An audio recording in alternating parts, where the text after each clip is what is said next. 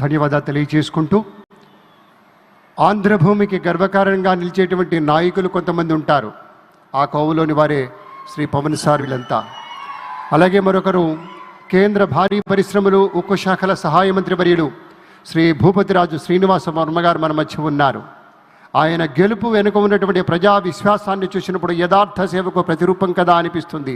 అటువంటి విద్వద్వరేణ్యులు శ్రీ భూపతిరాజు శ్రీనివాస వర్మ గారిని మాట్లాడవలసిందిగా స్వాగతిస్తున్నాం.